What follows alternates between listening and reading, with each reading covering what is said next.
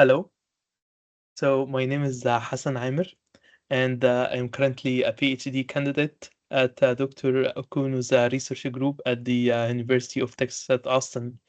So I'm excited to present my research today about the a study of dimethyl ether steam co-injection using a large-scale physical model. This research has been the result of collaboration between UT Texas at Austin, ConocoPhillips, and Saskatchewan Research Council, where we had conducted the experiments at their facilities. To give a brief background about the topic, it's for bitumen drainage, and in the past, around the 80s, Butler introduced the steam-assisted gravity drainage, or SAGD, and it was one of the most successful thermal EOR technology for heavy oil and bitumen recovery. So the main mechanism for bitumen production was the viscosity reduction, and it was reduced by the latent heat coming from steam condensation. And because steam was injected into a horizontal well, and the steam was expanding vertically into the bitumen-bearing formation, and then upon condensation, the latent heat transfer and reduce the viscosity of bitumen. Later, around 2003, a solvent-aided SAGD was introduced, and the idea was to improve bitumen production rates and to decrease the amount of steam used, which will hence reduce the amount of energy and the water requirements compared to SAGD. So now the bitumen drainage is enhanced not only because of heating, but also through dilution or mixing, because the condensed solvent mixes with bitumen and further reduces its viscosity. Conventionally, inalkane solvents such as butane, pentane is used for SA-SAGD. However, this research focuses on the use of dimethyl ether as a water solvent in SA-SAGD. To give an idea, dimethyl ether is the simplest compound in the ether family, and it's a slightly polar compound, and its first contact miscible with oil and also partially soluble in water. Therefore, due to this mutual solubility, uh, the following is expected to happen during DME SAGD. Number one, the mixing of DME with bitumen is enhanced in the mixing zone, and also the level of gravity segregation between the two liquid phases is suppressed. And at the same conditions, DME SAGD has a higher edge temperature than the C4 SAGD, even though the two components have a similar volatility. In this schematic, I'm showing a vertical cross section for the two horizontal wells. Top is injector, bottom is producer. The red region is the steam vapor chamber. It has three phases, and upon condensation, the solvent and water is basically exist in this mixing zone ahead of the chamber edge. Solvent mixes with bitumen and further reduces its viscosity. And in overall, the bitumen mobility is enhanced by the viscosity reduction from the mixing and also from heating. The main idea from this research is to investigate bitumen gravity drainage in DME SAGD, but under transient conditions for the steam vapor chamber using both a laboratory experiment and as well as a numerical simulation.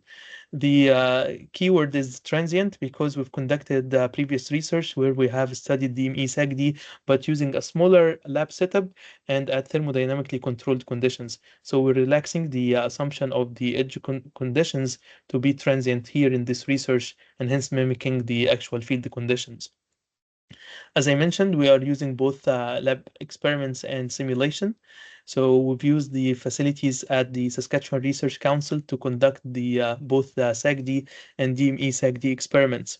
It's a larger scale lab experiment where you can see the pressure vessel had a 1.2-meter length and around 0.43 meter in diameter, and the pore volume was 55 liters, and that's two orders of magnitude larger than the previous experiment we've conducted. Experiment pressure or injection pressure was kept at 3,000 kilopascal or 3 megapascal, and the pressure was monitored through the three pressure gauges mounted on the top of the vessel. Whereas for temperature, it was tracked or measured using 95 thermocouples that were distributed along the entire vessel. The porosity was around 33% and permeability was 5 darcies, and the average initial oil and water saturations were around 94% and 6%. So for history matching the experimental vessel, we have used Cartesian grids around 8400 grid blocks, and we have used two wells, an upper horizontal injector and the lower horizontal producer. We have used the CMG stars. It's a recent version. It's a 2023. And to help in history matching temperature data, we have represented the numerical model using seven thermal regions, where each can has its own heat loss parameters. And as you know, CMG stars is a compositional thermal simulator that uses key value to model phase behavior. So we have prepared two sets of key values to model the DME partitioning into the three phases. For the fluid model, we have four components, including a water, dimethyl ether, and two pseudo components for bitumen. One distillable, another is non-distillable. For the history matching procedure, we have started by the SAG-D stage that preceded the DME steam co-injection. And we had first history matched the temperature data by adjusting heat loss parameters. It was important to history match temperature because it gives information on the shape of the steam chamber that bitumen drainage happens as a consequence of. So that's important. And number two, we have matched the material balance data by adjusting Rel-Perm curve.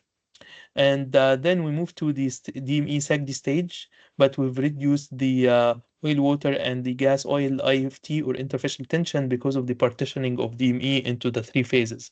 Again, we have followed a similar procedure by matching temperature distribution first using heat loss parameters adjustment, and also we move to history matching the effluent history by adjusting Rel-Perm curves. And effluent here was used because it was challenging to separate DME from the produced three phases. Looking at the experimental results, we're looking now at the bitumen production rate history for the two experiments, when you can see that upon DME steam co-injection here in red, the bitumen peak rate was at least 2 times higher than the peak rate from the SAG-D. So we have an increased bitumen recovery.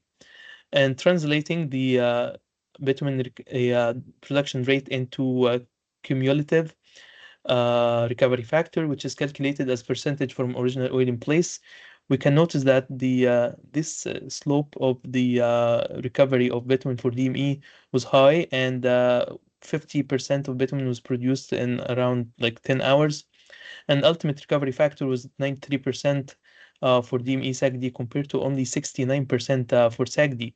So that's an increased ultimate recovery factor, and it happens in shorter duration as well. And because for DME SAG-D, we had lowered the amount of steam used and also increased the cum bitumen produced. And therefore, the cumulative steam oil ratio, known as CSOR, was at least 50% less for DME SAG-D compared to SAG-D. Overall, it was more efficient for the bitumen production.